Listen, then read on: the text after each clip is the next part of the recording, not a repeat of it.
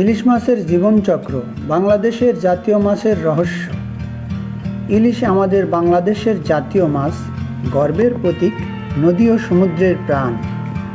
এই ছোট্ট রূপালী মাছটি শুধু আমাদের খাদ্যের অংশ নয়, বরং আমাদের সংস্কৃতি, অর্থনীতি ও আবেগের সঙ্গে গভীরভাবে জড়িত।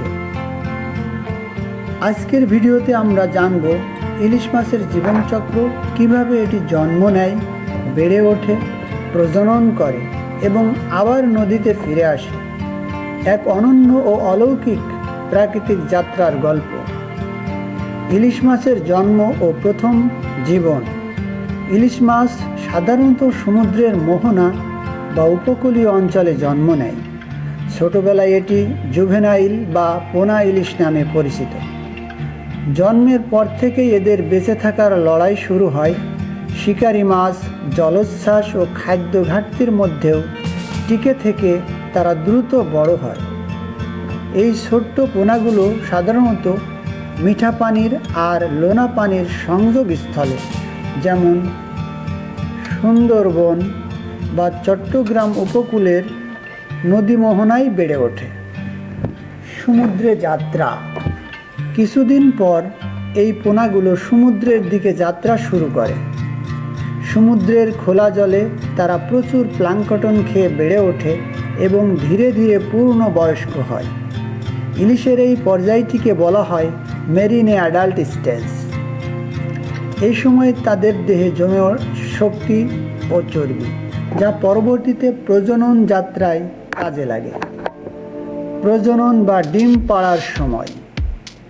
একটি আশ্চর্য বিষয় হলো, যখন ইলিশ পূর্ণবয়স্ক হয়, তখন তারা আবার সেই নদীতেই ফিরে আসে যেখানে তাদের জন্ম হয়েছিল। এটি অ্যানাডোরমাস মাইগ্রেশন নামে পরিচিত, অর্থাৎ সমুদ্র থেকে মিঠা পানিতে ফিরে আসা। বাংলাদেশে সাধারণত বর্ষাকাল ও শরৎকালে, বিশেষ করে পদ্মা, মেঘনা, যমুনা, তেঁতুলিয়া ও পায়রা নদীতে ইলিশ ডিম পাড়ার জন্য আসে। একটি মেয়ে ইলিশ একবারে প্রায় 1 থেকে 2 মিলিয়ন, অর্থাৎ 10 থেকে 20 লক্ষ ডিম দেয়। পুরুষ ইলিশ তখন সেই ডিমের শুক্রাণু ছড়িয়ে দেয় এবং সেখান থেকেই নতুন প্রজন্মের ইলিশ জন্ম নেয়। নতুন জীবন ও নদী মোহনার যাত্রা। ডিম ফুটে জন্ম নেওয়া পোনা ইলিশ নদীতে কিছুদিন থাকে, তারপর আবার সমুদ্রের দিকে চলে যায়। এভাবে প্রজন্ম থেকে প্রজন্ম ধরে ইলিশ তার জীবনচক্র সম্পূর্ণ করে। প্রায় 6 মাস থেকে 1 বছরের মধ্যে একটি ইলিশ পূর্ণবয়স্ক হয়ে যায়। এই চক্রটি প্রকৃতির এক অনন্য বিষয়, যেখানে সময়, স্থান, পানি ও আবহাওয়া মিলে এক আশ্চর্য সমন্বয় ঘটায়। ইলিশ সংরক্ষণে ও চ্যালেঞ্জ। আজ ইলিশ মাছ আমাদের দেশের সবচেয়ে মূল্যবান সম্পদগুলোর একটি, কিন্তু অতিরিক্ত মাছ ধরা, নদী দূষণ ও প্রজনন মৌসুমে ইলিশ শিকার, এসব কারণে ইলিশের সংখ্যা দ্রুত কমে যাচ্ছে।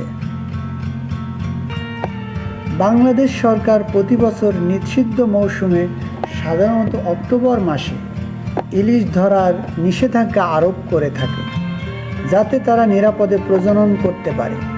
এছাড়া জাটকা সংরক্ষণ কর্মসূচি চালু আছে, যার মাধ্যমে ছোট ইলিশ ধরলে আইনগত ব্যবস্থা নেওয়া হয়। এটি ভবিষ্যতের জন্য ইলিশের টিকে থাকার নিশ্চয়তা দেয়। বাংলাদেশের গর্ব ইলিশ। ইলিশ শুধু একটি মাছ নয়, এটি বাংলাদেশের সংস্কৃতি, উৎসব ও পরিচয়ের অংশ। পহেলা বৈশাখে ইলিশ পান্তা, বিয়ের আসলে ইলিশ উপহার, নদীর ধারে জেলেদের জীবন, সব কিছুতেই ইলিশ এক অনুভূতির নাম।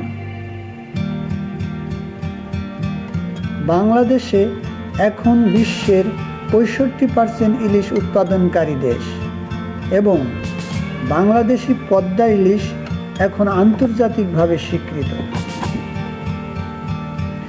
ইলিশের জীবনচক্র সংক্ষেপে: ডিম, পোনা, কিশোর ইলিশ, পূর্ণাঙ্গ ইলিশ, প্রজনন, নতুন প্রজন্ম। এভাবেই এক অবিরাম চক্রে ইলিশ তার জীবন সম্পূর্ণ করে। প্রকৃতি ও সময়ের এক নিখুঁত সিম্ফনি।